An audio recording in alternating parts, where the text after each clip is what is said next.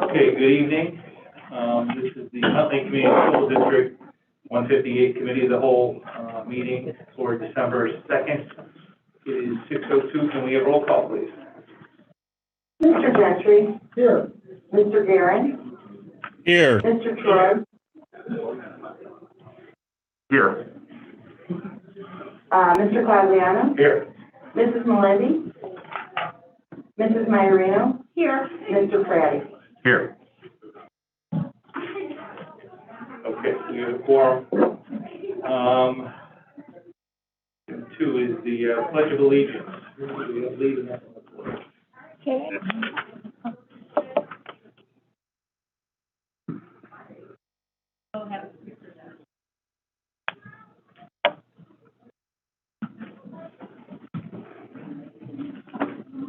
Good evening. Good evening. So Martin and friends, come on over.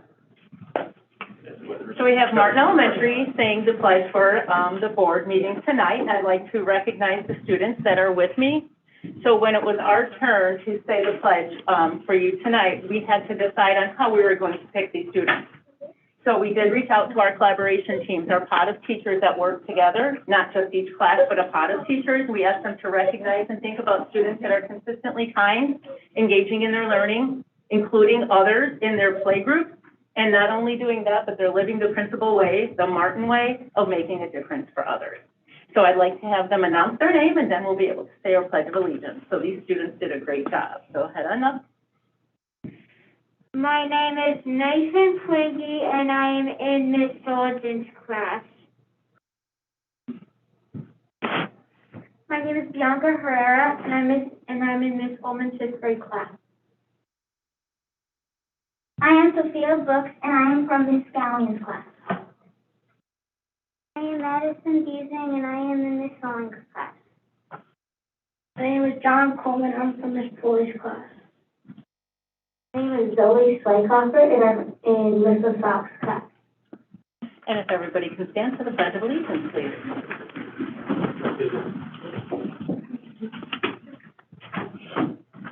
I pledge allegiance to the flag of the United States of America and to the republic for which it stands, one nation, under God, indivisible, with liberty and justice for all.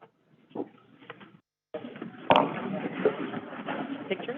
Yep. Picture. Oh, picture. I want to get right. Parents, you can take your picture. All right, yes.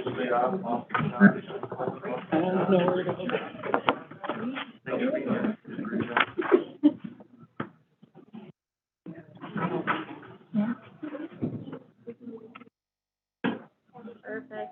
They're famous.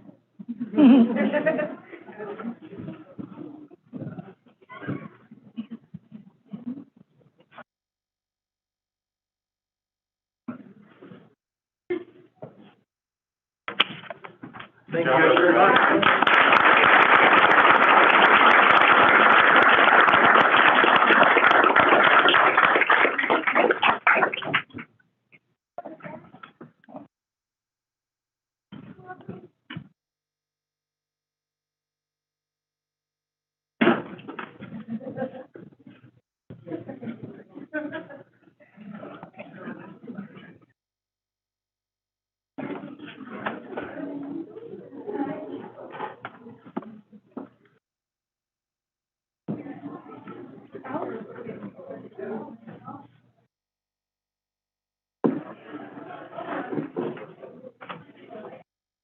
Okay, before we do item 3, student recognition, Dr. Rowe is going to make a quick statement here.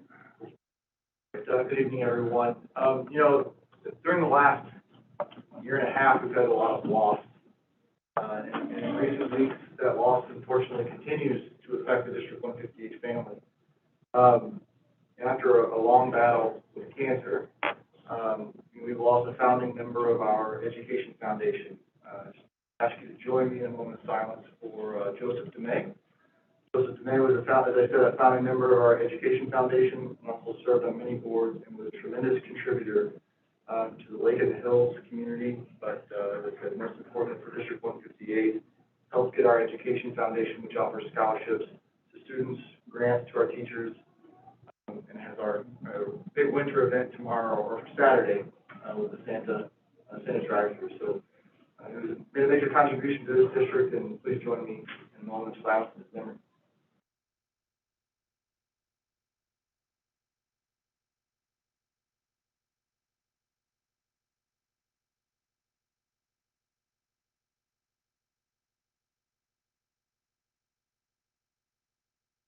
Thank you very much.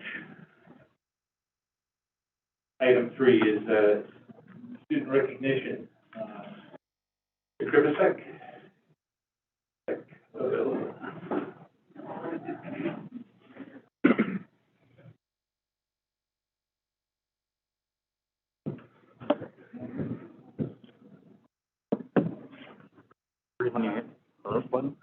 Where's the button? Oh.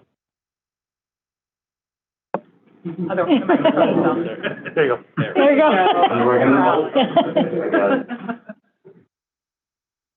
Hello, my name is Mr. Jeff Rollins. I'm the orchestra teacher at Huntley High School. The Illinois Music Education Association exists to advocate for universal access to comprehensive music education, deliver exemplary professional development for educators, and provide outstanding musical experiences for all Illinois learners, facilitated by licensed music educators. ILMEA is composed of 9 different districts across the state. We are labeled in District 9, which includes all schools in Kane, DuPage, and parts of McHenry, Cook, and Will counties. Every year, schools that fall within District 9 work on repertoire in order to audition for a place in the ILMEA District 9 ensembles. Hello, I'm Lexi Taxton. I'm the choir director at Huntley High School. Roughly 1,000 students auditioned for the District 9 choir, and about 400 were placed this year.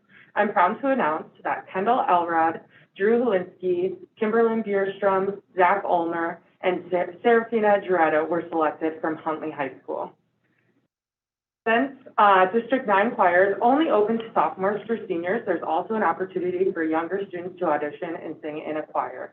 For the 9-10 chorus from Huntley High School, we had Michelle Nguyen, Jessica Holtz, Scott Crelly, and Chance Sherman participate. Good evening, everyone. I'm Kevin Krivacek. I'm the band director at the high school. And roughly 450 students auditioned for the District 9 band and District 9 orchestra wind sections. I'm proud to announce that Grace Lehman and David Sommer were selected from Huntley High School to perform in the clarinet section of the District 9 band. Allie Jorgensen auditioned and was placed in the trombone section of the District 9 orchestra. Approximately 500 students auditioned for the District 9 orchestra, with around 150 students being selected.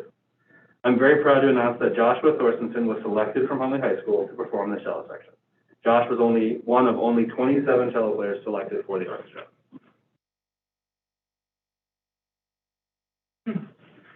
In January, we will travel to Peoria for the Illinois Music Education Conference, otherwise known as Allstate for our participating students.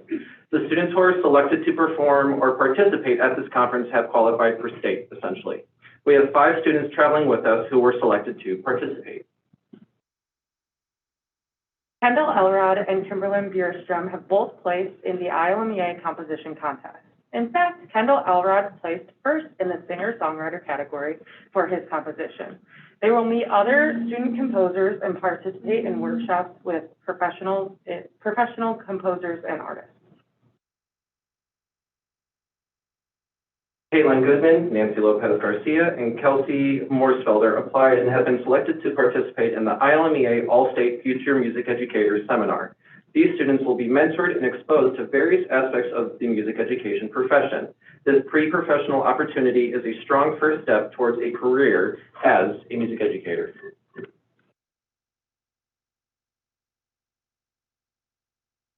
All of us are tremendously proud of our participating students. We would not be able to expose these students to high-quality music opportunities without the support of the District 158 School Board, District Administration, and High School Administration. Thank you for your advocacy in the fine arts, and thank you for your tremendous support in the music programs in our schools, and thank you for believing in these students.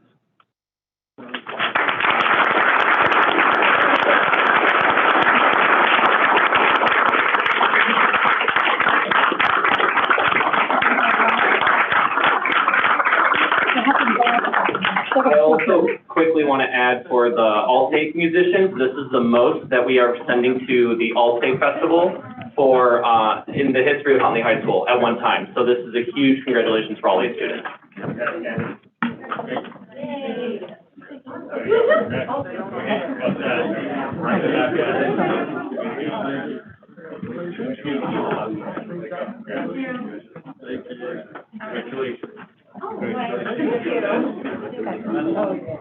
Great job, congratulations. Thank you.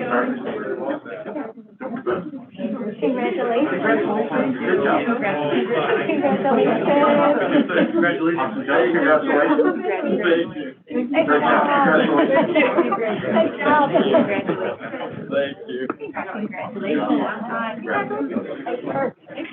I got a little ways to go. You're all good.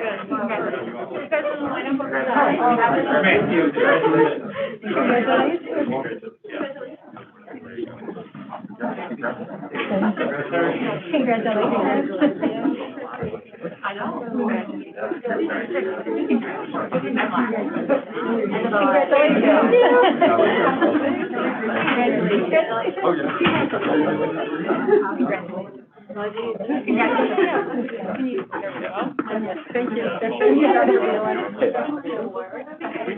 you.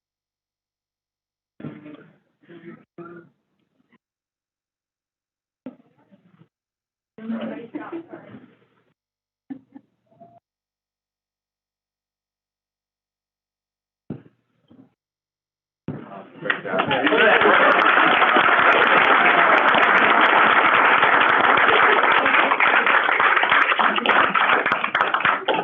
Good luck in Florida again. Thank you so much. You're welcome.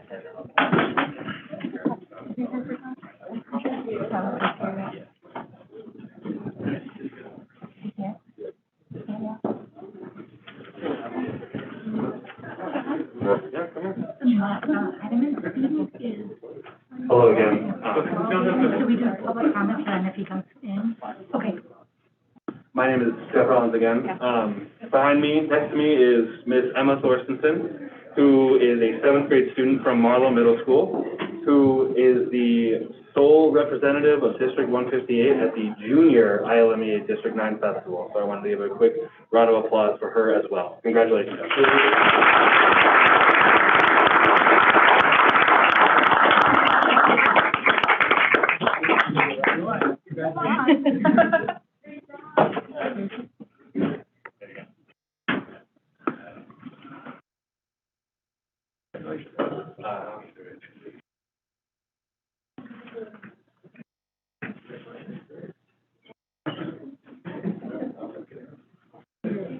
Congratulations. Get a picture by yourself. Congratulations. Want to come back with Logan?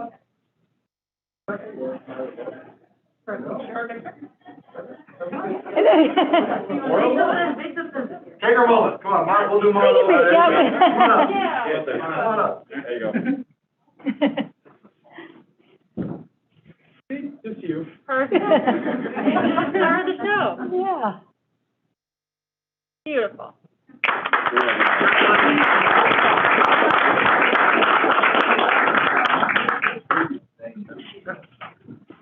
All right, and finally, we have from Heinemann Middle School, an 8th grader, Logan Mccabe. And he just won his basketball game, so he came right here for basketball. So not only is Logan in basketball, he's in baseball. He skis with the Snowhawks. Well, besides the Snowhawks, he's in the Snowhawks team. He's a great student. He takes piano lessons. He's in the Crystal Lake Strikers percussion ensemble. Woohoo! Great all-around student. Just a joy to have in class. He's a percussionist, and I don't know if any of you know about that, but when you audition, you're not auditioning on one instrument. Logan had to practice an audition for the snare drum, the timpani, and the marimba, which is that big xylophone thing. he spent hours and hours just getting all the recordings done for the audition. Well, and that's just part of the work. So once he finds out, we send the recordings in, you wait, finds out that he gets a spot, he wins a spot, and then they hand him more music to practice. And then the day of the event, Logan and I had to be at Plainfield East High School for an 8 o'clock rehearsal. So we get up at the crack of dawn, get to the rehearsal, they rehearse all day, 5-6 hours, and then they put on a concert. So when you talk about going to IMEA, it's not like this little thing. It's a big deal that involves a long time, weeks of preparation, and then hours and hours of actual preparing for the performance. So I cannot tell you how proud I am of Logan. He's a great kid, smiles every day in band. I love having you in class. So thank you, congratulations.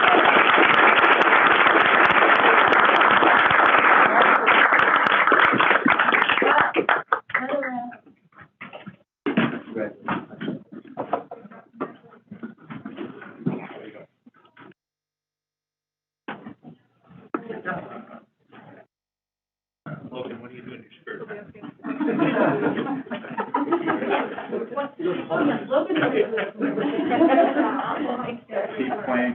Keep playing. Congratulations. Great job. Congratulations. Good job on basketball. Congratulations. Congratulations.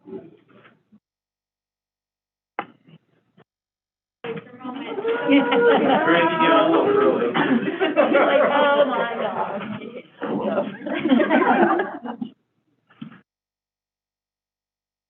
Perfect, thank you. Wait, can I get in there too? Yeah. Absolutely. This is Jordan. You know how I am. I'm okay, yes. Great job.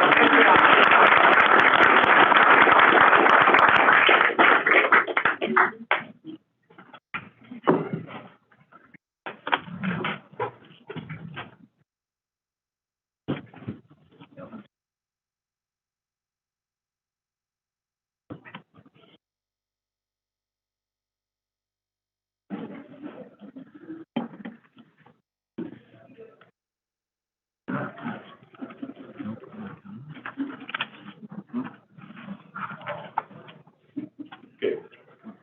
Good stuff. Untitled Chapter. So, on to public comment, item 4. There are no public comments presented. Double checking that. We'll move on to item 5, revision and adoption of the agenda. Motion to approve the agenda as presented. Second. Second from Mr. Troy. All those in favor say aye. Aye. Opposed?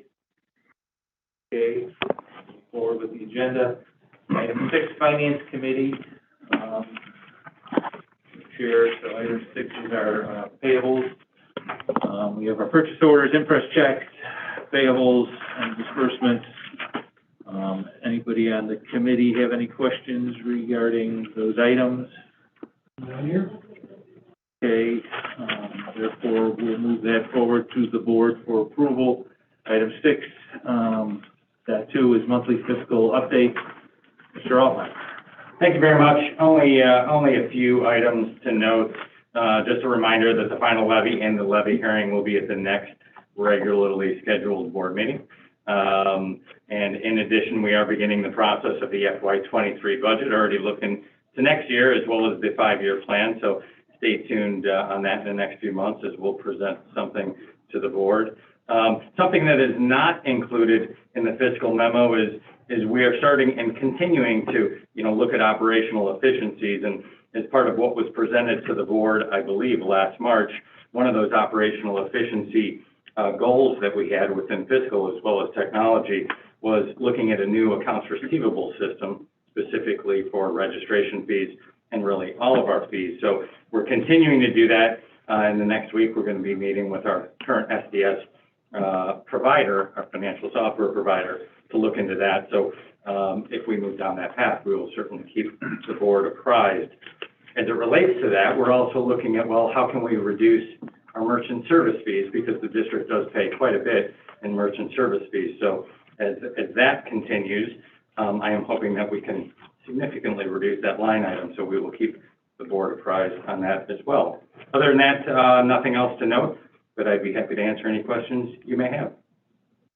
What is our average rate on our emergencies?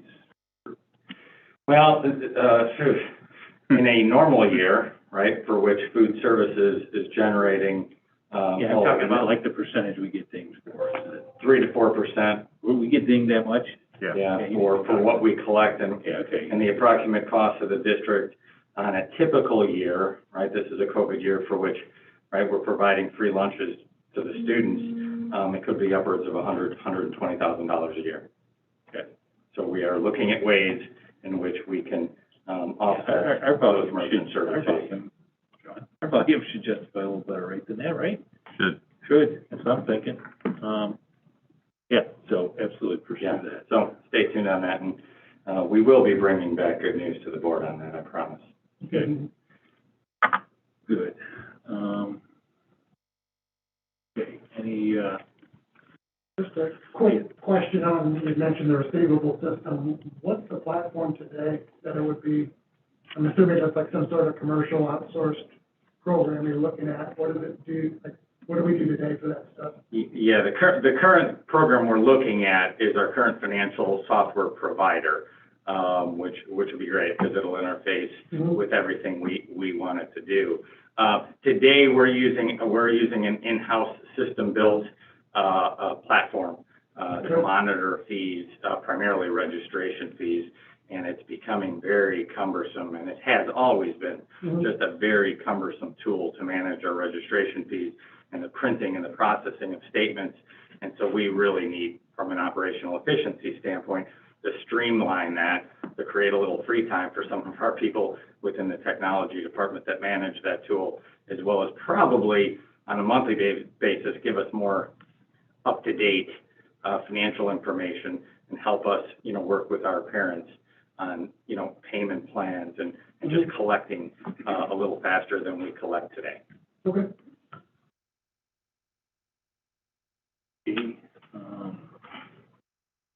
Any other questions from the committee? Mr. Altmeyer? Anybody who's not on the committee? Any questions from Mr. Altmeyer on his fiscal updates? Okay. That we'll move forward to 6.3, the revenue and expenditures report. Mr. Altmeyer. Thank you very much. In front of you, you have the month ending of October 2021 executive summary. Good news, we continue, the fourth month in, we continue to track within budget with overall expenses at 31% of the overall budget. Specifically, we generally talk about health insurance at this time. Health insurance, we continue to trend favorably. During the month, we had $723,000 in claims. And although the average claims in the memo, when you read the memo, although the average claims are higher for the 4 months ended versus prior year, 702,000 versus 658,000 in prior year. Remember, prior year was a COVID year, but it's still down. 702,000 is still down from fiscal year 20's 4-month average of approximately $800,000, so almost $100,000 less per month. So we are continuing to trend favorably on health insurance, which is a good thing. It's good to see employees being healthy and less large claims in the pipeline. So we will continue to monitor that, but did want to point that one data point out. And on the dashboard, although there's some red on the dashboard versus prior years and what we expect for certain revenue line items, and certainly for what we expect on certain expenditure line items, we have absolutely no concerns with currently how we're trending for any of those line items. I'd be happy to answer any questions you may have.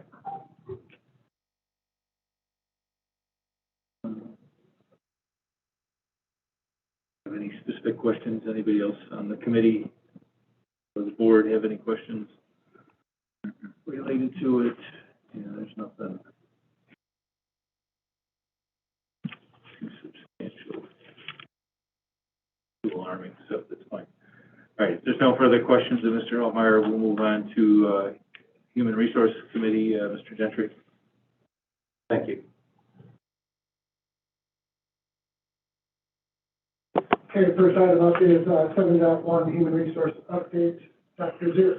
Yeah, just some brief dates from the Human Resource Department. I told the board I would bring some data back concerning open enrollment and wellness screenings.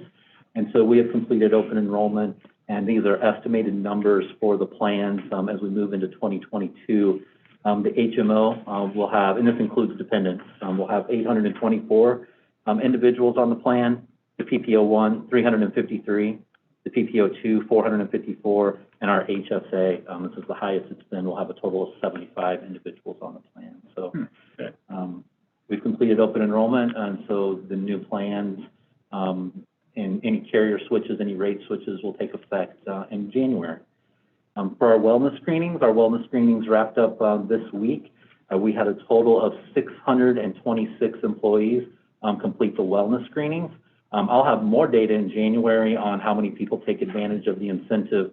To have the incentive, you needed to complete the wellness screening and also turn in an annual physical. Our employees have till December 20th to turn in that annual physical. So of the folks in 2021 that were eligible for that, we're looking at 78% of the staff participated in the wellness screening. So we're very happy that that number continues to creep up. That's good. Those are my major updates. Okay, any questions from anyone? Not, we'll wrap it and move it to, I'm sorry, yeah. too late. Yeah, sorry, darn it. Just on unemployment, the bad claim, has that slowed down quite a bit? So it faded a little bit. So we're still seeing some fraudulent claims every now and then, not like the volume we had a year ago. Right. What we're battling right now is a bill that we're receiving quarterly, and the back and forth on what to do with this bill. So Mr. Altmeyer and myself met today and made a decision on the bill and what we should pay on it because it's supposed to be forgiven essentially. So what we did, they finally gave us a detailed report of every employee on it. So we went line by line and protested. They have a nice little handwritten system that we faxed to them. It was great. But we protested every single one that we felt that we weren't responsible for paying. That's due December 9th. We sent it in yesterday. We paid the portion of the bill we thought that we owed today. That was due December 20th. So we are handling that as well as we can right now. Yeah. But it has tailed off. What we're dealing with on the bill right now, if you recall, they allowed support staff to collect unemployment over the summer months. Right. So now that is coming due essentially, but the deal was supposed to be that was supposed to get forgiven. So we've got some mixed messages out there on what we're supposed to be doing with it, but Mr. Altmeyer's reached out to some of his fellow CFOs, and we want to make sure we're on the same page with the majority of them. I don't know if you want to chime in on anything additional with that. Because my guess is the numbers are pretty substantial, right? In terms of the bill? Yeah. Yeah, the bill's $176,000. Right. Yeah, and we're not alone. I think, IDE is having this issue with most school districts across the state. So we're definitely not alone with this issue. Right. I would, That being said, that bill was right at $500,000 at one point, and it got wiped clean all of a sudden. yeah. Okay. And now, that was through the first round, and now we're coming up with the summer components of it. Okay. So. Yeah, I'm just curious how how the state's ADS has, had their issues. So I'm just curious how we were dealing with their issues. We're doing the best we can with it, with what we know about it. It's difficult to navigate, that's for sure. It's difficult to navigate, difficult to get a live body who's intelligent on the matter. Yeah, and that's the thing, when you do call, you do get different answers, so that's a little frustrating. And we have been saying, if you send us a bill that's itemized per employee, we will be able to then come back and tell you, what we owe. And they finally did that. It was just, by the time they did that, the list was so long, it ended up being pretty time consuming. No, I would imagine. Okay, well, thank you.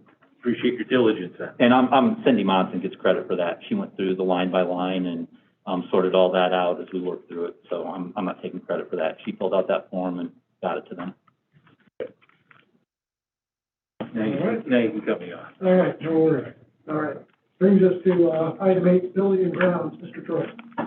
Thank you. Item 8.1, O&M updates. Mr. Rinkowski, anything to highlight on this one? Yes, I do have a few things here. Our solar, field, you'll note there's no dashboard yet. ComEd, I reported last month, I did file a complaint with the Illinois Commerce Commission about the billing issues, after serving notice to ComEd numerous times with not a response. ComEd now is slowly working way through the 3 main points. I got a written statement about an hour ago from them on their status. I asked for something today to report tonight. One component is one of the 2 ways that I could download the data from ComEd's digital world is their Agentis software. They call it their business analyzer that's been producing those dashboards I used to build models on for you before. And they found some flaws in it, and they're working through it. They hope to have it resolved by the end of this week. On the matter of the Energy Star reporting and the fact that their bills don't allow us to do that, and the US EPA tells us that we should talk to our utility about why they won't do it, their response is that they've got a software that that they're going to introduce that will automatically upload our utility data to them directly. I heard this secondhand, not the person that wrote the statement out of the ComEd organization. I reminded them that when this was introduced a number of years ago, it was found that it wouldn't work for us because we have multiple meters on each account. We don't have the sort of environment where there's each bill from ComEd has 1 meter. We have 3 or 4. And it didn't work at that time, and I wondered if they'd made an improvement for that, and this individual did not know. On the matter of just questions on the billing, where I noted that they recorded a peak on September 25th, I think, was the homecoming event that was outdoors at the high school. There were no activities on record taking place indoors at the high school. In the downloaded data that I have from both ComEd sites, one is the Agentis site, which is flawed, and their other site, which is where you can get billing information, which I've been asking them, is this the information you use for billing? And nobody's answering. So I'm questioning the billing. They tell me that that the billing department has been non-responsive yet. That's their answer. And the Illinois Commerce Commission is working with them. It was explained to me today, since an Illinois Commerce Commission complaint was filed, that now when they work on an answer, they first have to work internally, then they go through their lawyers, have them look at the information, then they submit to the ICC. Then the ICC will respond, and then we will hear from them, which should be the same response the ICC gets if they're satisfied. So it's taking a bit longer now. I'm sorry but there's one more piece of bad news. November 1st, Huntley's solar service went down again. Same fuse, same location. I've had numerous conversations with members of that team. People have come down and done their parts in analyzing it, and replacement fuses ordered, analysis of sampling of transformer oil is being taken again. They're questioning and focusing on, is the utility backbeating us? And I chuckled that I doubt that, because if the utility would have had a blast like that, we would have tripped the service at the building, and we didn't do that. So more work has to be done with them to see what's going on there. On another matter, good news attached here. There's in reference to some information. The natural gas market has been very volatile, and it's been jumping up kind of scary fast, just like inflation. And so I've heard numerous market report suggestions that try to lock in your positions more for, more of your purchasing for this coming winter only, because there's a big risk that it could spike a lot. So we did, Mr. Troy, the authorized agency of the board, and I worked on and did sign off 25% of our predicted load of natural gas at 48.9 cents. In a matter of, I think, a day after we signed it, it spiked another 6 cents. for no reason at all, because the weather's been pretty nice yet. And, it did actually go back down yesterday for the reason, unexplained reason, I'm told, to about where we're at, but it's very volatile. So, we'll still have 25% that's just out there, spot buy. So we are already 50, you fixed in another 25. Oh, okay. Yeah, and it's just for 4 months, December through March. I get it. That's the riskiest period of the year. It's okay. Another matter, attached here for reference later in the document, this memo is, an LOA for a no-risk, development of a little partnership with, Energy Service Group, another ESCO like CTS. We continue to have interest, I'm hearing, of getting the final 2 buildings upgraded to LED lighting.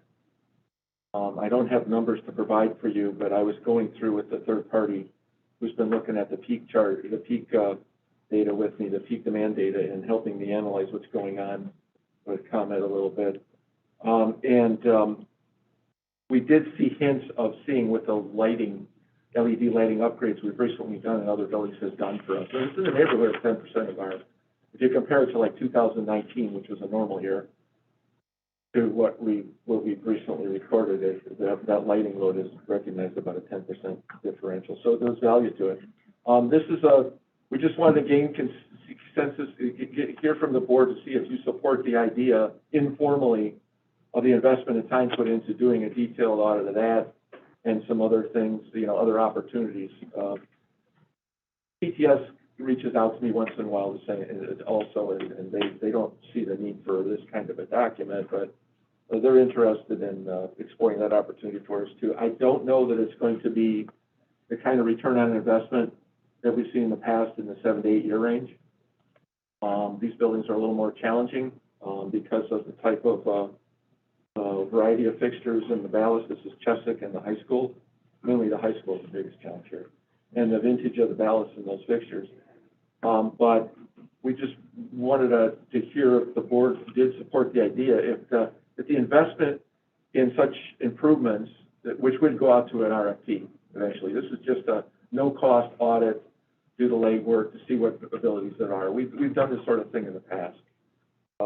Not with an LOA like this, but it's a very healthy step to talk about it internally to see if the board does support such an interaction. But it would all be funded, of course, as guaranteed energy savings contracts structured in the state of Illinois are.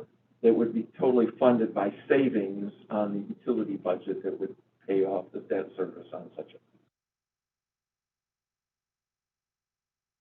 So, I mean, do you have any sense of, I mean, you said it's a high school and which school? Chesapeake. So, okay. About a third of our footprint that's not done. Right.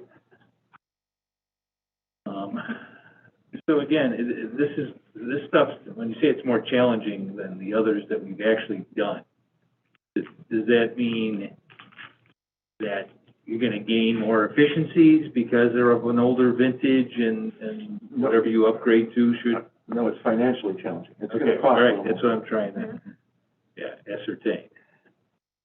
We're on this interesting peak. We keep getting closer and closer to, do you retrofit the light fixtures and leave the actual fixture there, or do you just take the fixture out and disconnect the wires and put something new in, because they're being produced pretty efficiently these days. Right.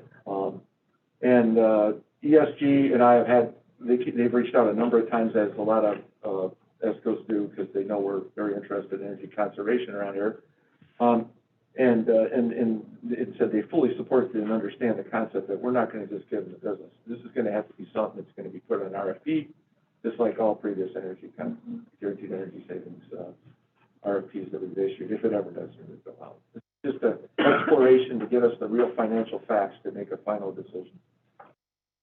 But conceptually, if it can come back and be funded by the energy we save, combined, of course, with the incentives that are still available out there from the utilities for doing these energy efficiency measures. I mean, I'm just wondering if the board supports that idea.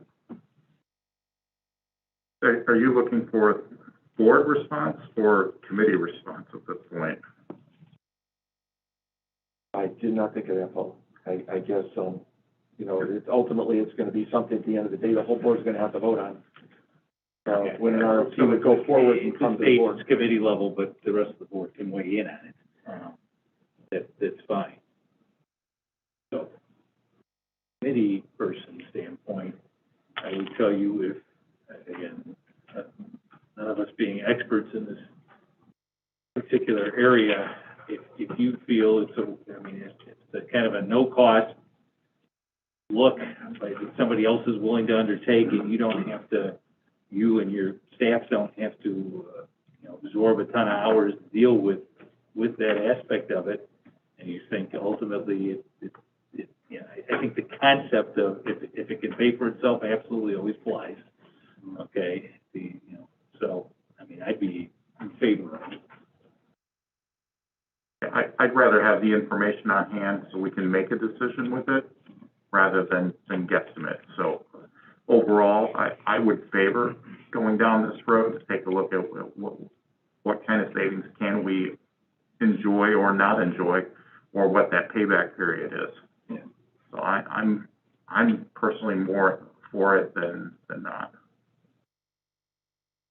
Mr. Craddock? Yep. No, I would support the same thing as long as, you know, that there's no cost to us, so feel good about it. Thank you. Something I didn't mention that's an added value that's really probably not really an important part of the decision-making thing like this, but we're well past half-life on this hardware that's installed. And we've done this in the past. One of the drivers in the past was it was failing. It was getting near the end of life. So it gets us in a better place before we get to total end of life again, too, if it does go forward. So it'll be a win-win. So thank you for that. We'll go ahead and probably move forward with them on that. Thank you. The last thing I wanted to share with you, I'm sorry, it's another bad news item, sort of. Some explanation of it, I guess. Our government, EPA, on September 23rd, wrote a formal announcement that our government is pushing harder on elimination of CFCs, which is the refrigeration gas in all our air conditioning equipment in the district. Now, I brought to your attention in the past regularly updates on the cost of R22, which most of our equipment has. And of course, the place that concerns me the most is our middle schools. Because of the volume and the way that's constructed, there's a lot of that gas rather than just some of the other kinds of configuration of HVAC equipment at other places. But they're pushing now for total elimination on an escalated pace of prior announcements of what the EPA has said, and kind of pushing for our innovative brain trust in this country to develop an alternative, which I've heard nothing about. The old thing that used to be done, of course, before our CFCs was ammonia, which is very hazardous, still used in some cases. But that's why the last, I forgot if I told you the last price, but now it's $1,099 for a 30-pound canister, like that little propane gas jug on your gas grill at home, where it used to be like $125 a canister a few years ago. So it continues to skyrocket. So I've actually been, telling like CPS and ESG that as you look at in all of our facilities, don't forget to keep an eye on looking to see if there's any energy conservation issues to bundle with this sort of alternatives to get us away from these large volumes of refrigerant. I've got some ideas on how to do that I've shared with people, but I am not engineeringly qualified to put dollar value energy efficiency into that. But anyway, we got to continue to keep that on our radar as a project in our capital replacement cycle in the near future at these middle schools. I think we might have some unair-conditioned buildings for if there's a crisis. That's all I have on that one. Thanks for your patience. Be happy to answer any questions. Before we move on, does any of the other board want to weigh in on the LED lighting? Kind of nix that really quick from the committee level, so I want to make sure anybody else wanted to weigh in, this is your opportunity to do so. Right, hearing none. We'll move ahead. Thank you for those O&M updates. Agenda item 8.1.1, the Fox Valley proposal for service contract extension. As I continue to try to work through getting service contract positions locked to keep ahead of this inflation that's in front of us, I'm bringing you another one of our service contracts, and that is for the life safety system inspections, our fire alarm, fire sprinkler, fire suppression in the kitchens, fire extinguishers. We've been working with this company for a while. We're well within our period of our contract allowability for extension of contracts, and find these proposed offers on their sheet of increases reasonable, and would recommend approval. Be happy to answer any questions. Any questions from the committee or board members? Any objection to moving this forward then? All right, hearing none, we'll go ahead and move that ahead to the board. Next item is 8.1.2. This is in regards to the authorized agent of the board. I'll let you keep going with that one. Thank you, Paul. This is a formality we do every year to give us the ability to act when the market's right on purchasing electricity or natural gas. I don't have a vision right now that we're going to be talking about electricity because of our position with solar, but the natural gas market is a place where, especially after what happened to some people last year in February, we have to keep a close eye on what's going on. Texas? I think it was last year, wasn't it? Holy War, Texas. So we'd be asking the board to consider authorizing a member of the board to be the authorized agent to sign off on contracts as the market is conducive to such things, purchasing positions, our energy spend. Yeah. So we're looking for volunteers. Troy, you got your hand up, I see. As everybody else steps back. Right, Troy does an excellent job with it. I'm perfectly fine with Troy in that position. How about you, Freddie? Yeah, I agree. All right. Good. Troy, I will take that on again. Glad to do it. So we'll move that forward to the board for approval next time. 8.1.3, professional consulting services with Kinley Horn. Kinley Horn, we first started working with them back when we needed a traffic engineer to help us when we were designing some of the improvements at Huntley High School. Came highly recommended to us from the village of Huntley, who had a lot of assistance for them in some of the things they were doing under development in recent years. We have been using them for the traffic engineering, and it's evolved into letting them do the plans so we get the geometry correct for the development of a design of enhancement to traffic flow on our properties. And as you may have heard in the last few years, we've had a couple moments of questioning what things can we do to improve things at Marlowe. And Marlowe is next on the radar. It's on the list to get improved this coming summer, the pavement improvements. And when the board heard about this in August, I immediately called them and said, would you come out for a day and look at the traffic flow with me, which we did in early September, to see if there were any little final touches before we just go ahead and just replace asphalt one for one. And they did, and we had meetings with the school administration and our chief security officer, and talked about some very minor improvements we could do to help manage the safety of the pedestrians and the traffic flow out there. I asked them to bundle that service with looking at something that's on a much smaller scale, and that is there's some need for some adjustments to the grades around the west and north side of the building where students and staff exit to go to the buses, because we've got some issues with how that was put together with grading, where we have standing water and snow and ice that's by far the worst in the whole school district, because there's no place for the water to run off. And we wanted to bundle that and repairs to some of the sidewalk sections that are very much disjointed out there now with that work. And they come back together with this proposal. It's the reasonable fee for this kind of work that we experience. We're looking at about $1 million project here. The biggest one, besides it is the biggest one. The one I'll talk about later is next. size, but, this is our one. This does not include field construction administration, which typically HR Green does for us, and I'm in conversation with them, about that we would look at later on after the design is done. Okay, any questions from the committee? Pretty extensive document. Sorry. Any questions from the committee? It's a pretty extensive document.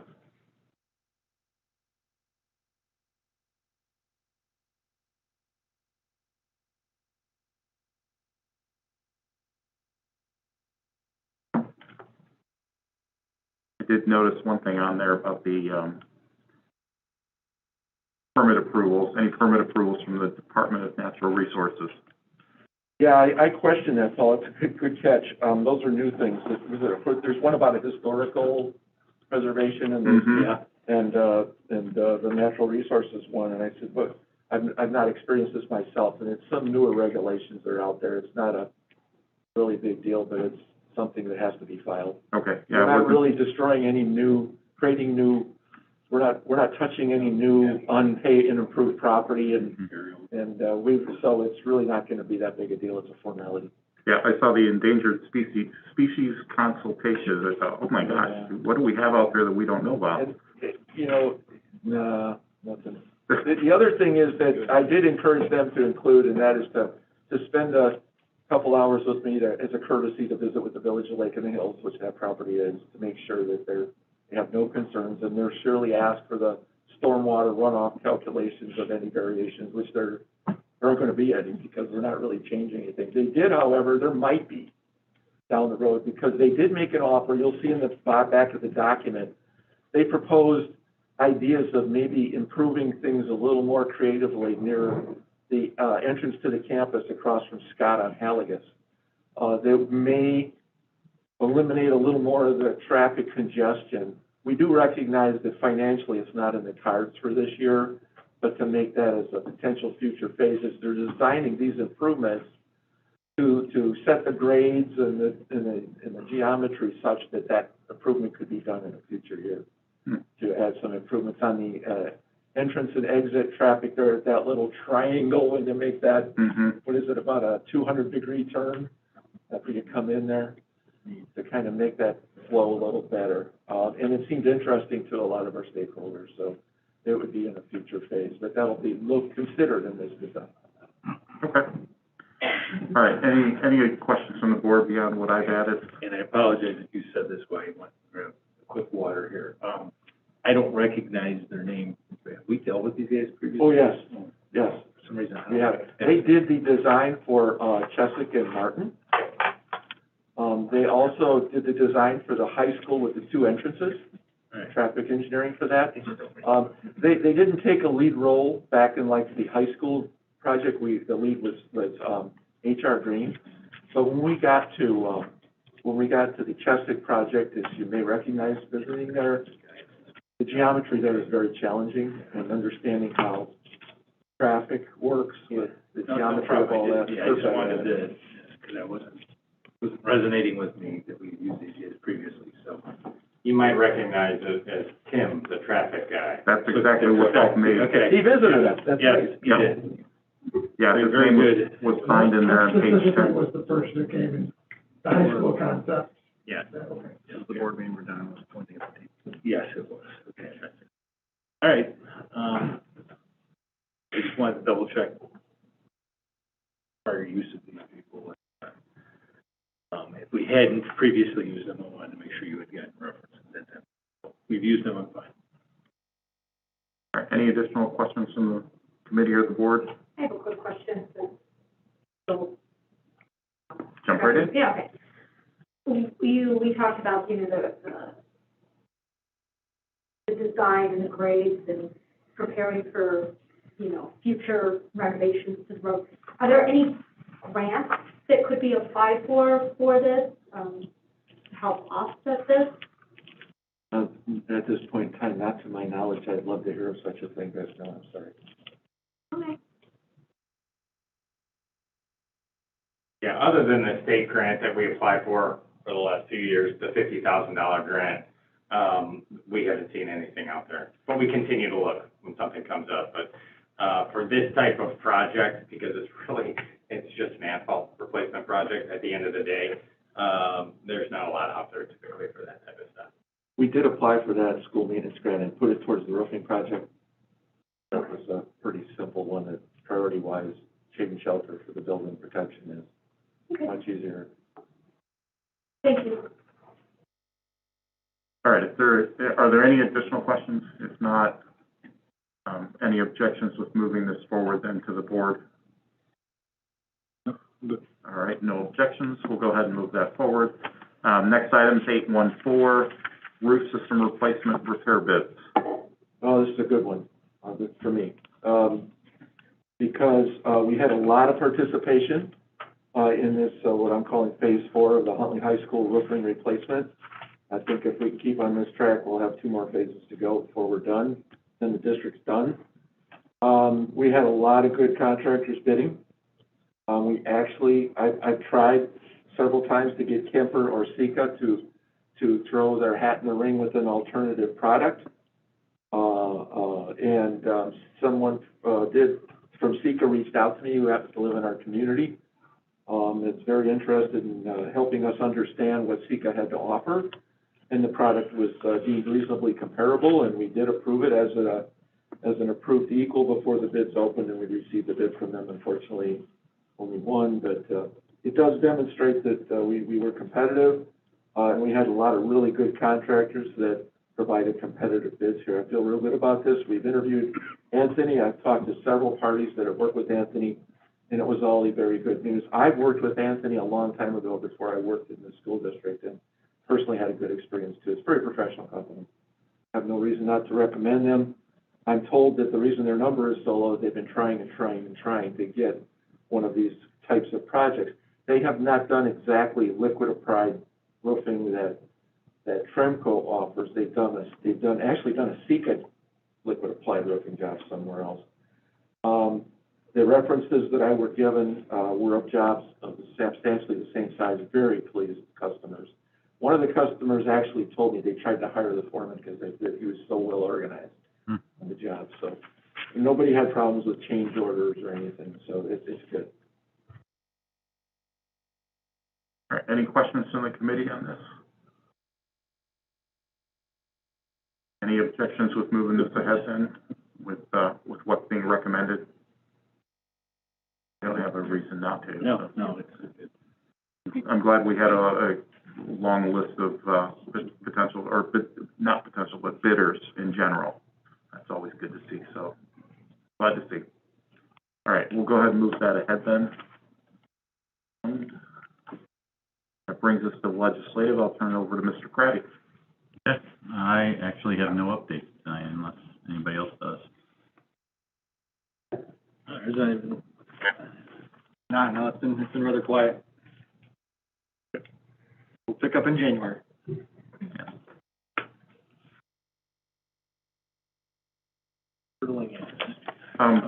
Is this a good time to talk about the IASB results of that delegate assembly, or do you want to save that for a different section? This section right now. Oh, okay. Yeah, so I'm gonna.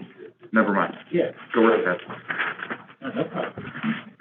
So it doesn't say anything specific about it, but that's all I was gonna address. Okay. It's a conference, so. Actually, item 10 is Board of Education. I didn't have anything overly, compelling other than we did attend the, Triple I conference, the week prior to Thanksgiving. So, most of us were able to attend, along with our administration. I think it was, successful. They do a good job. It's good to be back, with a large group of education people and being able to discuss issues and concerns and attend various, we listened to speakers who attended seminars, that type of thing. So I'll ask each of us to give their impressions, a couple-minute type of thing. But Troy, you did go to the delegate assembly, so maybe give us an overview of how that went. So I'm glad glad to have been there, overall in general. In regards to the delegate assembly itself, one thing that I forgot after not being there for 2 years, is that when there's a do not adopt, recommendation, then that does not go to the delegate assembly. They automatically pull that off. Really? And if the sponsor of that resolution files an appeal, then the assembly must vote on it to bring it up and vote, to officially vote, discuss and vote on it. So it's a good thing that we still went through the exercise of adopting or accepting or not accepting the recommendation, because there was one resolution that did get filed as far for appeal, and it was reheard, and so we did have to put a vote on it, and so it was good that we had that conversation in advance, so that I was able to vote at the discretion of the board, rather than having to make a decision on my own. So that was a good exercise to discuss. Overall, they employed new technology this year. Instead of voting with a show of hands, i.e. paddles, they used digital means in order to do so. And gosh, that was really nice. They gave everybody about a minute to lock in their vote on behalf of their district, and then we're able to show the results on screen rather quickly. So it was a welcome change as a returning delegate to this assembly. There were a couple minor technical glitches, as you probably would expect the first time they roll something like this out, but everybody was patient and rolled with the punches, and we were able to get things done in a much more efficient manner than we had done historically. As far as those that were recommended for adoption that were actually approved by the delegate assembly, the Indigenous People curriculum inclusion was approved. The one that was surprising to me, the cannabis sales tax revenues, public schools, was approved. Districts are greedy and looking for money in any way possible. Yeah, I won't. The timing of the reorganization for Board of Elections or Board of Education after an election, that was adopted and approved. So that window is going to be changing. Virtual open board meetings was adopted as well. So going forward, it's not just going to be pandemic-wise. This could be the wave of the future in some respects. I hope it doesn't. I think there's value in doing these kinds of meetings in person as opposed to leaning on technology. But every district now will potentially have that option at their disposal. If you remember, there was a resolution for expansion of broadband access. It wasn't necessarily a formal, how do I say it? It wasn't formal legislation, just kind of let's nudge our legislators to provide broadband access in a more global sense. So that passed. The federal funding for landscape, there were a couple of them that had resolutions that did involve seeking federal help or federal level assistance and funding. The only one that passed had to do with the landscaping. I didn't quite understand it, but that's what everybody voted for. And then if you remember, there was also one that had to do with pre-service teacher education and literacy. That one also passed. There were a couple highlights as far as what was not approved. If you remember, the arming of teachers and staff that was promoted by a downstate district, that did not pass this time. And the resolution failed by a vote of about 21 votes. It was 202 against and 181 in favor. So it was pretty close. This was the third time that this type of legislation or resolution has been brought to this delegate assembly, and for the third time, this failed accordingly. And then the other one of note was the child care reimbursement for school board members. There was quite a bit of discussion back and forth on this one. This one also was not approved and voted down by the delegate assembly. So overall, it was it's actually enjoyable to sit and listen to some of the pros and cons, going back and forth, because there's items that while we discussed it pretty thoroughly, there's still some viewpoints and some lenses, of information that was presented that we hadn't thought of, so it was good.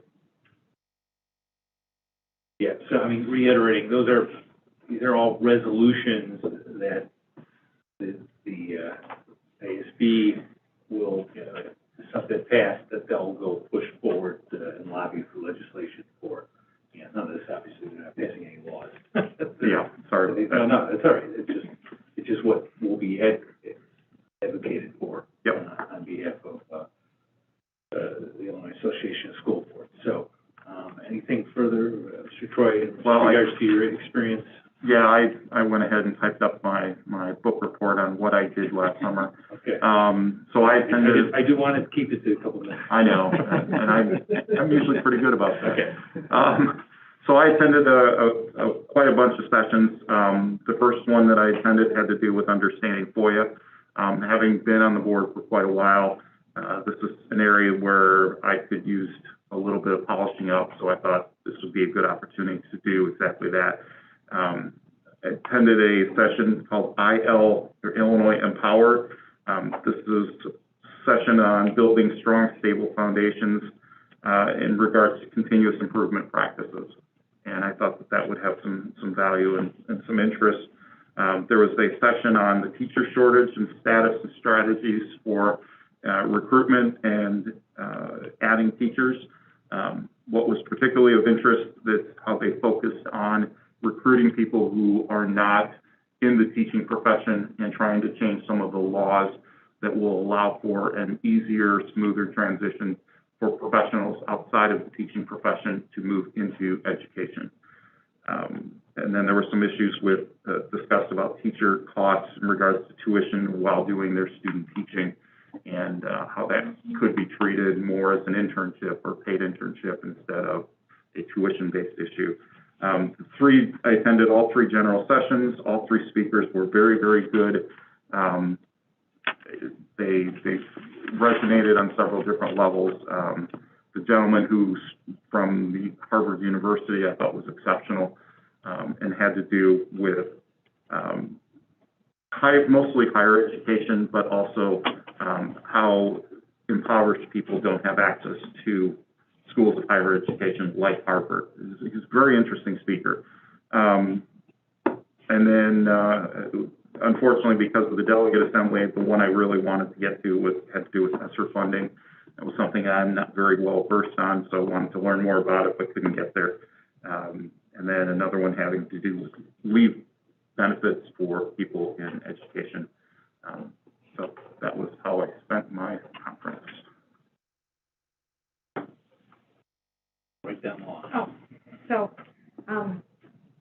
guess you're looking out unless I can, request some time in 2 weeks to give my report, because I wanted to give a more, thorough. I had some family issues come up that I had to deal with and was not able to give my little robust book report as I had wanted, because I had a great conference. I think I attended 8 sessions, 2 general sessions.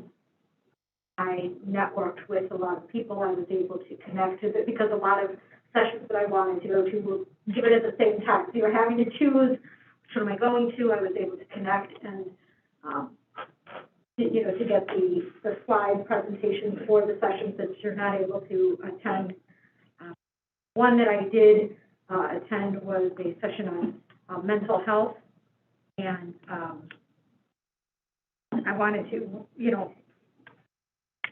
there's a Senate Bill 2109 that was recently passed, and it is talking about mandating that school board members and superintendents receive training on trauma-informed practices. So I think that takes effect January of 23, but the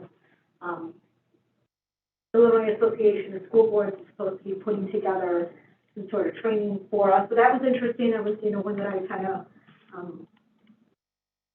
was excited about, that, because I really think we need to focus on our trauma-informed practices and recognizing the impact that trauma has on our students and their learning. One thing that was discussed in this session that really stood out for me was we need to make sure that our kids, that their brains are present. We could have the best curriculum and the best teachers, but if they're not focused and they're just not there because their minds are otherwise occupied, they're not going to be able to take advantage of, great academic, other resources, exactly.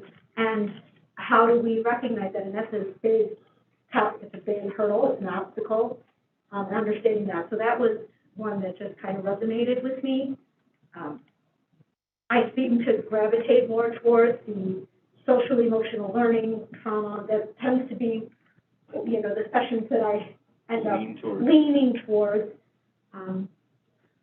And that one stood out. Kevin and I attended a session. Hopefully this report on it is a little bit more than mine. Like I said, I apologize because I know the importance of our conference, and I did have an excellent conference, and I did learn a lot. Yeah. I just don't have that feedback to give at this time. But I'm looking to Kevin for the session that we went into also.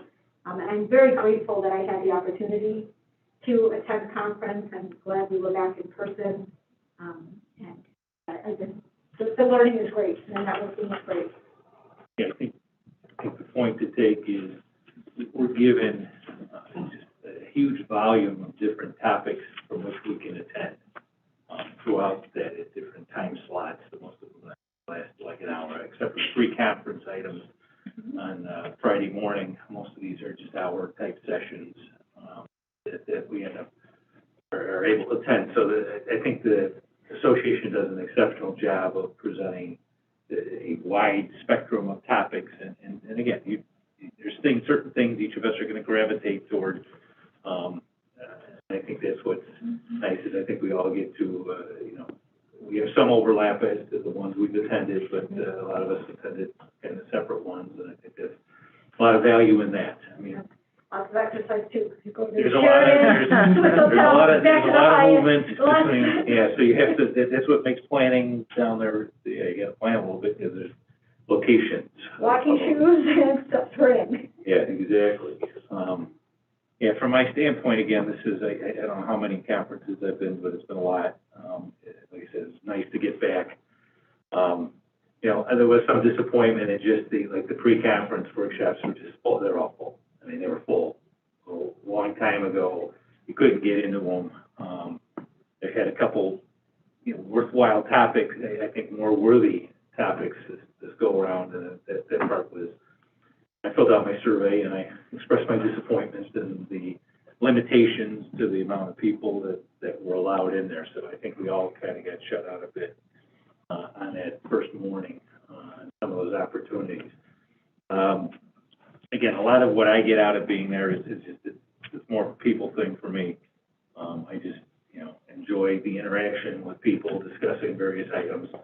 I did attend a couple sessions. The biggest one I did was one called Decisions, and I think Ms. Melendi attended that also. And I think the thing I liked about it most is it was interactive, how you voted electronically. The whole thing was structured in a way where they brought forward questions, and the whole thing was you were constantly answering questions, so you saw how the whole room did it, and then they would poll some people who, when the outliers, and ask them why you're an outlier, so they had to call out a few people. So you had a few brave souls who were willing to state why they were out there, and actually, and that part's always a good thing. It's always good to hear an opposite point of view or a difference of opinion and understand what's going through. And in the decisions thing, it was the hierarchy of, is this a building level decision? Is this a superintendent decision? Is this a board of education type of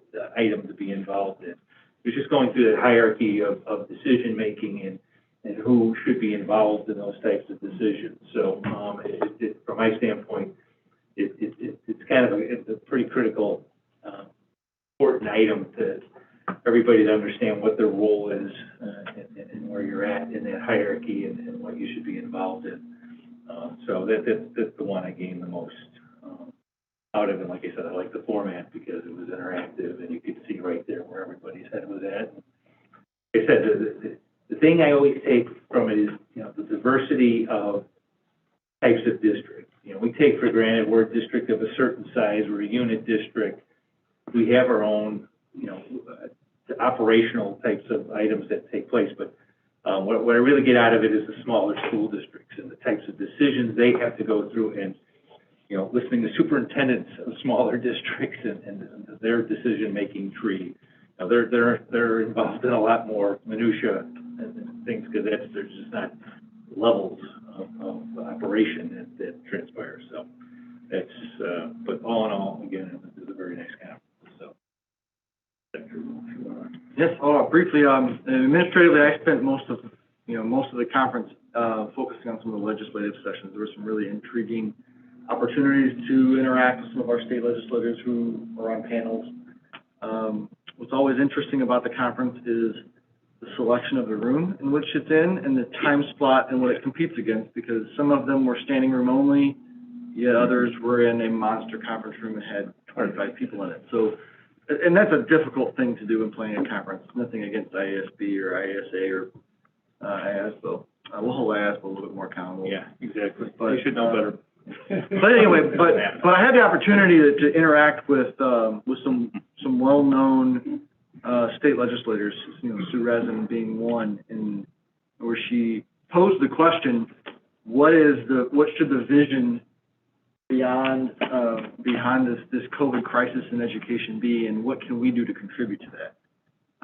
And I commend her for asking the question, because she got kind of beat up a little bit, because the first comments out of the gate had to do with unfunded mandates. And if you want us to evolve and to innovate and improve, you have to stop bogging us down with so many things that we have to implement, regardless of the money. It's just the volume of the things that have to be done year after year after year. And I actually took the opportunity to talk about just innovation in general and competency-based ed, and put a plug in for the CBE program that is up for evaluation this next year. And it's not so much we need, you know, we always need more money in Illinois to do things as we grow. You know, the rate at which the money comes in doesn't keep up with the rate at which we grow, but it's more of a mindset change in Springfield and our legislators understanding what education can be and their role in supporting that. You know, we're fortunate in Huntley in that we have a school board who lets us lead and lets us innovate. And we need Springfield to resemble a lot of your actions, because that's how we can be agile as a large district. We could be agile as a large state if they could understand that. And so it sparked some pretty good conversation. Otherwise, the other sessions that we focus on, a number of us, Freedom of Information Act, because we've had a fury of FOIAs, as every district in Illinois has. Nothing's changed. It's all exactly the same. And then the Open Meetings Act is always one of interest. And again, I believe it was the same presentation from 2 years ago. So nothing new. But the legislative sessions year after year always prove to be very beneficial to me. And then during some of the downtime, I have the opportunity to interact with superintendents I don't get to speak with. So some of those conversations, walking from a session to a session or grabbing a coffee, always prove to be fruitful, and just in comparing notes. And like you said, some of the responsibilities a small district administrator has, you know, we take for granted in the fact that we have size and we have departments, and they just don't. And it's always good to keep that in perspective, but just their problems are the same as ours, and their successes are the same as ours, just on different scale. And there's a lot of good things happening in education in Illinois. And it was a reminder that we need to spend more time celebrating the good than focusing on the bad, because in comparison, the bad right now it feels like it's huge, but it's like this, and the good still dramatically outweighs the bad. It just isn't getting the headlines. There's a lot of good out there, and we were able to celebrate that that weekend. Thank you. Okay. I'm just going through my notes and kind of broke my experience down into two categories. You know, the real exciting topics that, you know, anyone on the street would really be dying to go to, such as FOIA and OMA. So, you know, those are standing room only, but not too exciting to talk about here, but, you know, informative nonetheless.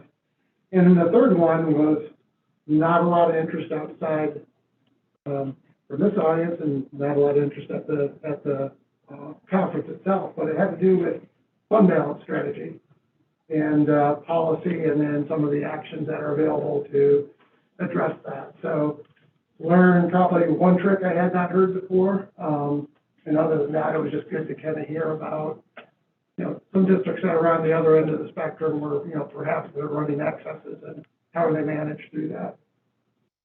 And then the other thing, and to Melissa's point, kind of came at the rest of it as with a lens of, you know, I want to call it social emotional, but I don't want to use that as a single term. It's more the experience. So I think when I was a student, and I think back, and I don't want to use somebody else's words, many, many years ago, to my own schooling, I don't necessarily remember, I mean, of course I remember the academics, but I remember the relationships and how, you know, you had somebody who like would step in and push you at the right time, or step in and encourage you at the right time. Someone who knew where you're coming from and how you know, how you need to approach things. So kind of through that lens, it kind of landed me at, you know, all three of the general sessions, much like Mr. Troy, and then a fourth section on, it had to do with empowering students to support their peers, and had to deal with mental health and, you know, a program that a district had put into place for kids to really pay attention to their peers and what might be going on with them, raising the red flag, and then giving them some protocols that were easy enough to work with and sensitive enough to where they're on the ground, closest relationships, spotting the problem early, you know, and then some really solid examples of interventions. So, you know, that session probably stood out the most to me, but then kind of tying into general sessions, the first one had to do with this younger student teacher, Mr. D, who used a lot of innovative humor, you know, really into knowing the students, you know, again, kind of that relationship theme, and how he was successful at bringing out, you know, more than anyone else expected from a number of students. And the second one had to do with, it was called the privileged poor, but it was kind of through given the perspective of lower income students in upper education and what they may face in the day-to-day. So again, kind of that, what are those challenges? What's that different perspective coming into a different environment? You know, how do they feel? How do they succeed? And then the final one was around unconscious bias. And subject matter always interests me and is pretty fascinating for me. The speaker was probably okay. But again, that was around the lines of, you know, how do you know the people you're talking to? How do you know the people you're interacting with? That relationship of knowing who those people are and not, you know, not jump into stereotypes, not using that in a damaging way, but trying to open your eyes, empathetically understanding where the other people are coming from. So, you know, I thought, you know, the one word that ties in kind of all those non-technical sessions together to me is, you know, the importance of relationships.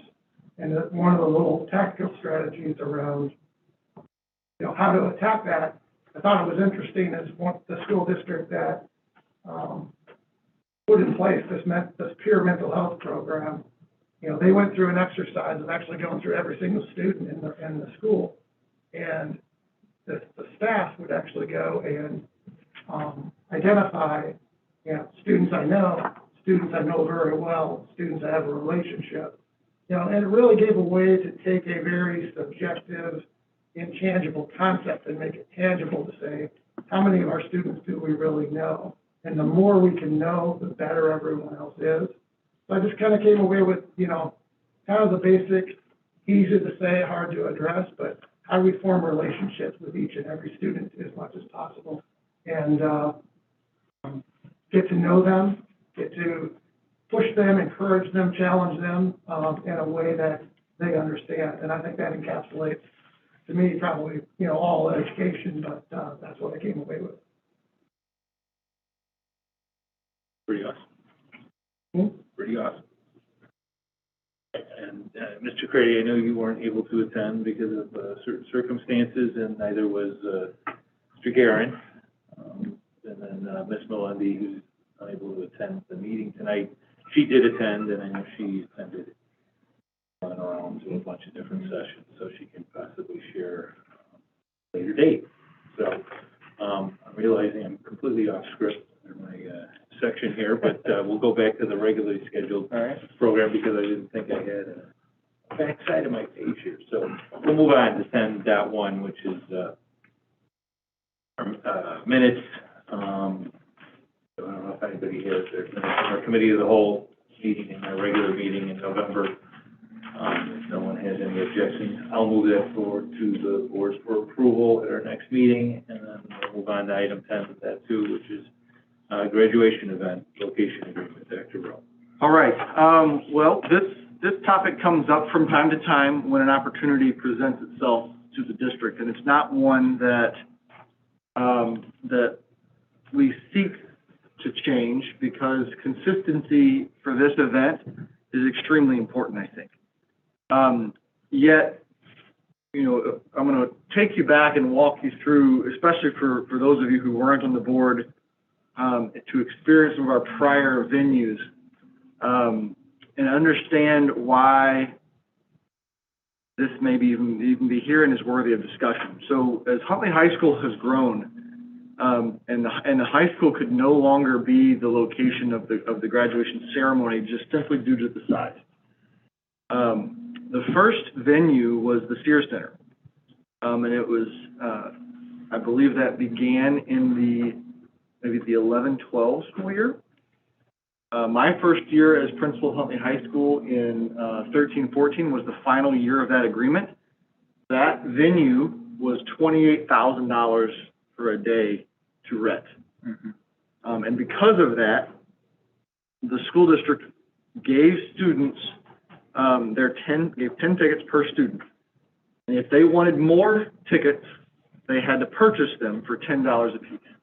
I can tell you from living in that role as principal, it was an absolute nightmare to tell a family they had to pay $10 for more tickets for their family to come, and then only to come to the venue, and there were plenty of seats. But it was a financial thing. $28,000 for a one-day event where District 300 can have it, but they have 3 high schools.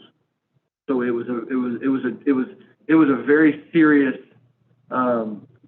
But it was a challenge. So at the conclusion of that contract, Dr. Berkey and I investigated what other options existed. We attempted to tour Willow Creek, which is on the table for discussion today, and at that time they would not. They had a policy that Barrington High School was the only agreement that they had on a weekend. They offered us a Tuesday, but that wasn't. We didn't believe that was desirable for our families to have a weeknight for graduation. So that's when we made the shift to Northern Illinois University at the Convocation Center for a $12,000 per year agreement, which obviously financially it's very appealing. The size was very appealing, as we could offer students their 10 tickets, and if they wanted more, we could just give it to them. And so students had as many tickets as they wanted, which was a very big deal. The challenge with that is the only weekend that was available to us was Memorial Day weekend, and we attempted to make Memorial Day weekend a new tradition in District 158. However, as you can imagine, there are challenges that come with that holiday weekend. And it worked. We did Memorial Day weekend for 3 years. And then we had at the end of that contract, we changed our weekend off of Memorial Day weekend from feedback from our families and from our staff, because what we saw with our staff was a decline in the number of high school staff members attending. And if you've attended Huntley High School's graduation, and seeing our staff members line up for our students to exit is a special thing. So when we moved off of Memorial Day weekend, we were able to get Saturday night. That was not a holiday weekend, but there was another school that was already on that weekend, and so 7:30 p.m. was our only time that we could have.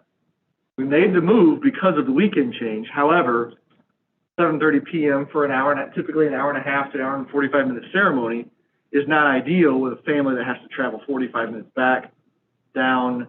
As a couple of our senior administrators know, one of the least desirable roads to travel in Plank Road, and basically is your only option getting to and from. And it has not been there's been some strife in terms of our families and our staff members of just the distance to NIU. And it's not so much the distance and the time travel, it's that there's only really one option. Mm-hmm. And it's not super convenient. So, a long story, long build-up, Willow Creek has changed their policy on graduation ceremonies and is now open to other schools to host ceremonies there. Hoffman Estates has shifted and host theirs there. Dr. Vila and I toured Willow Creek back in October. And if you have not been to Willow Creek's Barrington campus, it is about, I think, 6,800 seat capacity. The stage is plenty big. The technology is equal to what you would hope for your child on their graduation day, meaning we can do almost anything. It has the capabilities of live streaming family members that are not local, and the cost, as you can see, is comparable to where we were at NIU, and it's a non-holiday weekend, and we have control over the time in which our ceremony can be, and it's much closer, giving families the ability to not only travel just to Barrington, but have the ability to go to dinner afterward and have something there. So the way the math works out, likely, the conversation still, assuming this is agreed upon, there would be a fixed number of tickets that we would be able to give our students simply due to 6,800 seats works out to be about 8 tickets per student. However, with live streaming capabilities and not all of our students utilize all of those tickets, Dr. Vila and team will be able to work out a system where families needing more will be able to get more from those that don't need all of their tickets. I've consulted with Steve McWilliams, a friend of mine, the principal of Barrington High School, and they do the exact same thing, 8 tickets per student, and in all the years they've done it, have never had an issue. In terms of people getting the tickets that they need, that was one of my concerns. So with that long kind of story, so you understand the history of everything, and touring the facility, the rooms in which our staff would congregate and prepare are very nice and much larger than they were in NIU. If you can remember the rooms that our staff were in, the areas in which our students would organize. Yeah, in the closet. The students would organize. It resembles more of what the Sears Center had, which is where they wrapped around the belly of the entire arena. There's something like that downstairs. All of the seats are cushioned movie theater style seats instead of plastic stadium seats. It's an extremely comfortable, extremely professional environment, and I think for the slight increase in cost will be well worth it and a very nice change of pace for our families. And I am hopeful and expect Dr. Beelan's nudge that this can attract our staff members to come back in droves and start attending at a higher rate, because that is a very special thing and I think sets our high school apart when we're able to do that. I think that was hurt by NIU, but not the NIU's fault. NIU's been a wonderful partner to us, and they are ready. If this is not approved, we do have an agreement with NIU that we could re-enter. However, this is our preference, and we're making a recommendation to make this shift. It is a 1-year agreement. Willow Creek does not do multi-year agreements like NIU has in the past. However, Dr. Beelan has inquired, and the date that we currently have is available, and we could be theoretically penciled in on that date and time for 5 years. We would just renew annually in 1-year agreements. So with that, I would welcome any discussion or questions or conversation on this topic. How does just the sheer capacity numbers compare to NIU, to 6,800? Yeah, I believe NIU's capacity is more in line of 12 to 14,000. Okay. But the largest I think the largest we were guesstimating 7,000 maybe in our first year, and I don't know that we ever even got there. Yeah. We never filled more than that lower bowl at NIU, and even then, Okay. I don't believe that is gonna be a concern. Our graduating class size, is very similar to what Barrington has. Mm-hmm. And, it's 10,000? Yep. It's very similar to what Barrington has, and they've been doing it for years without issue. Okay. Now, why was our policy just one school? Like, what changed? I don't know that. I don't know that. And when I said it, like, it wasn't just there was one school, it was Barrington was the only school that would allow to be on a weekend because of their religious services on Sunday. Okay. They only offered us a weekday. Okay. And I don't know, I can't really remember clearly if that had more to do with when we needed it to be, and that Barrington's was already that weekend, or if it was they just only allowed it on the weekday because of all the hoopla that comes with it. Okay. I'm not sure. That was in 2014 or 2015 when we investigated that last. Okay. So I see the sample schedule, and this is far more elaborate than They are, I mean, if you remember, much of the technology, that is in our Performing Arts Center, or was in our Performing Arts Center before its upgrades in the last couple of years, actually was Willow Creek's technology that we were using when they were using our facility. So this is a professional staff. They broadcast and put on a concert-style production every weekend, and they have a very professional crew that we met with. They've got a solid plan. They get this thing for rehearse commencement. We've never done that. We have not done that on site, but Dr. Beelan, that is done at the high school, and we informed them that we would not need that component of the plan because we do that in our building. Right, so we aren't gonna be expecting Correct. kids to be anywhere near that. We're not. Time frame. Okay. That's a part of, our students receive their cap and gown, and then, the speakers practice the names and enunciate the names on on a student card, and we go through the process in the field house, a few days before the ceremony.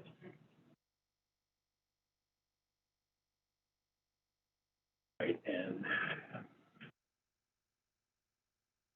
I'll preemptively point out, because it is Willow Creek is a church, there is no religious insignia in this. Willow Creek's a non-denominational church, if you're not familiar with it. That was one of the initial concerns before I toured it. That's one of the things I had my eye out for, being that we're a school, but there is none anywhere on site.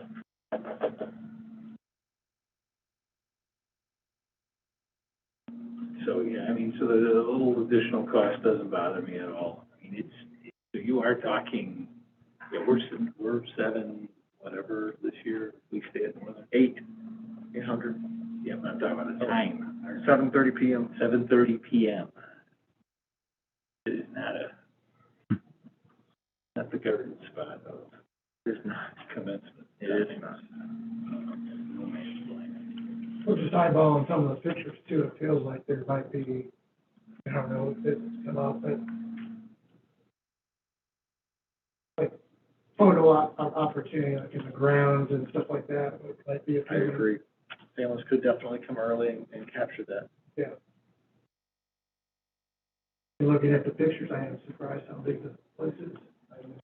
Parking won't be an issue. Mm-hmm.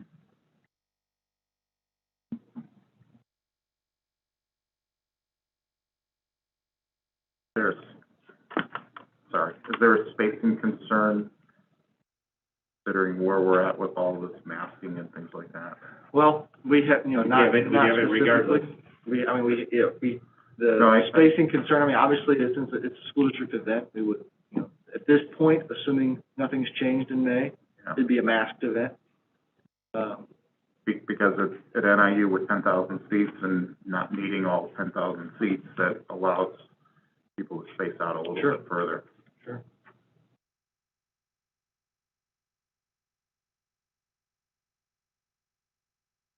Can I add a point? The Convocation Center has up to capacity up to 10,000, but for a basketball game, and that's really the space we use, is about 9,100. But when you look at the seating chart for the convocation center, you gotta recognize and realize that 25% of it is behind Behind the stage. behind the stage for which nobody seats. Yeah. So really, And this is a for separate- what we view or what we have viewed as the convocation center, you know, might only be 6,000 to 7,000 in No, you're right. capacity, for which we've never really seen Yeah, that's a valid point. completely filled up. So, knowing that, and then looking at what Willow Creek has, I think there should be plenty of room. So I just wanted to share that No, that's visual. absolutely valid. Thanks for pointing that Oh, out. yeah, no. Yeah, 'cause I'm assuming it's a semicircle. It is a semicircle, yes.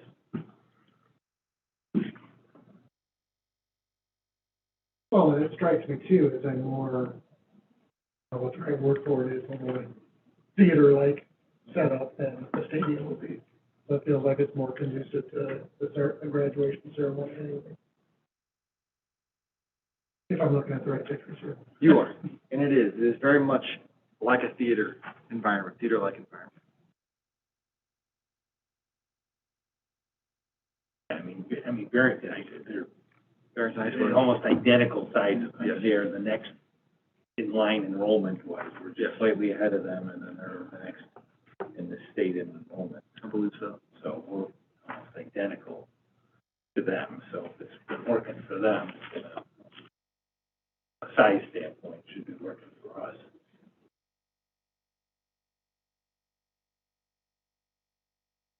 I think all that's all good. I think the biggest benefit is the time of day and its location for families to be able to take their kids and go out for a dinner, early dinner or whatever, whether it's in South Barrington, Schaumburg, and Hoffman Estates, any one of a number of areas within a 5 to 10 mile radius, you have easy access to, which, it's a big day, it allows them, I know that's what I did with my 3 boys, we always went out. Care Center, again, is the same, close by location where you could do that. So I think that's an important element of this, where I didn't feel like that,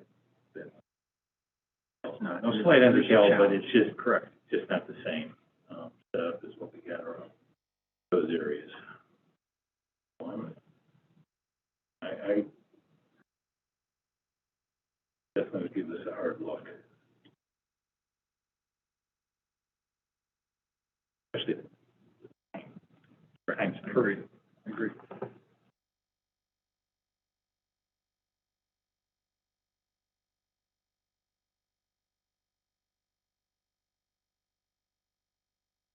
I'm fine with it.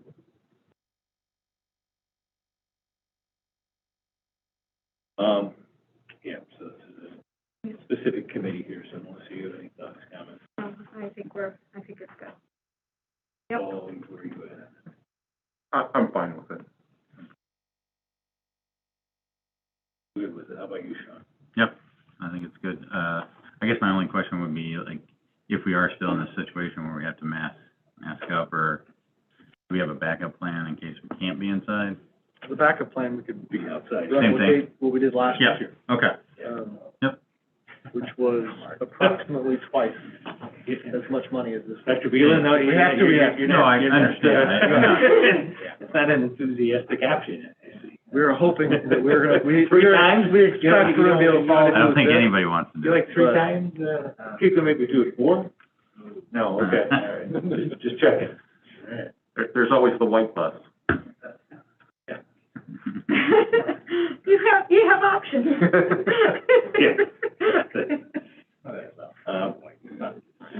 Mr. Garrett, are you on right now? I am, yes. Yeah, so what are you thinking about this? I think it's a great option. I've been to the Willow Creek site, and I think that'll be perfect. Although I would prefer Dr. Beelan to go house to house. Again, For all the wrong reasons. All right, so, okay, with that, we've got enough, people who are favorable towards this, that, we should then move this forward, for approval at our board meeting in December. Is further on that item? Okay, if not, we do have a closed session. Yeah, okay, all right. So then on to item 11, which is closed session. So I'd like to make a motion to move into closed session at 7:47 for the items enumerated in the agenda. Have a second? Second. Second from Mr. Critty. Can we have a roll call? Mr. Gentry? Yes. Mr. Guerin? Yes. Mr. Troy? Yes. Mr. Quagliano? Yes. Mrs. Melendi? Mrs. Maiorino? Yes. Mr. Craddy? Yes. Okay, we'll be in closed session.